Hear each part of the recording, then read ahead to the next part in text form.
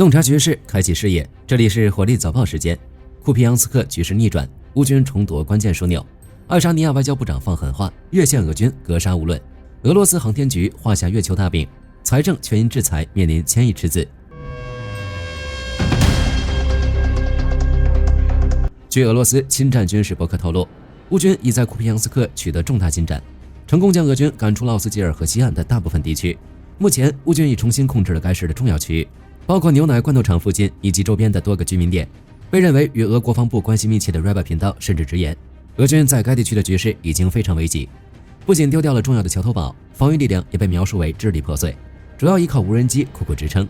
更有消息称，仅在12月份，俄军一支部队就在该地区损失了近150名士兵。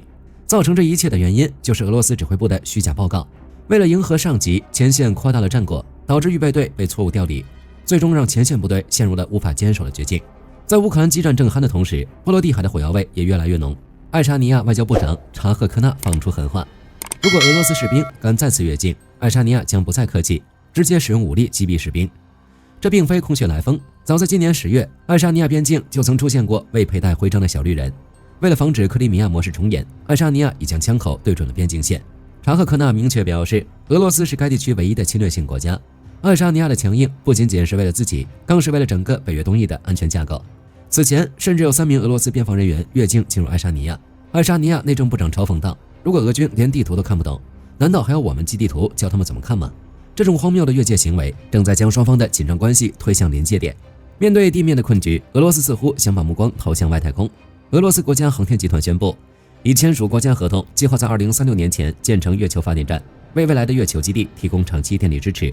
虽然俄方声称该项目将有核能巨头参与，但尴尬的是，这份雄心勃勃的计划既没有公布具体的资金来源，也没有透露详细的技术细节。在深陷战争泥潭的当下，这究竟是迈向太空的一大步，还是一张为了提振士气的空头支票？恐怕只有时间能给出答案。火力军认为，这个月球发电站最终只能出现在 PPT 上。俄罗斯已经没钱了。乌克兰制裁政策负责人弗拉修克透露，因美欧制裁，俄罗斯2025年的国家预算损失数百亿美元，特别是石油和天然气出口收入正在持续跳水。今年第1季度还能维持在400亿美元，到了第4季度预计将暴跌至260亿美元左右。加上乌克兰对俄能源设施的军事打击，俄罗斯正面临着高达1000亿美元的预算赤字。这场经济上的失血正在从根本上削弱俄罗斯维持长期战争的能力。从库皮扬斯克的溃败到爱沙尼亚的强硬警告，再到经济上的1000亿赤字，俄罗斯正面临着前所未有的多重压力。即便画出了月球发电的大饼，也难掩地面的窘迫。今天的早报到这儿就结束了，后续局势发展我们将持续关注。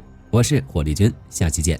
好的，各位观众朋友们，我们频道一直在聊真实的军事资讯和武器装备，后台也经常有朋友问，有没有值得推荐的入门级模型？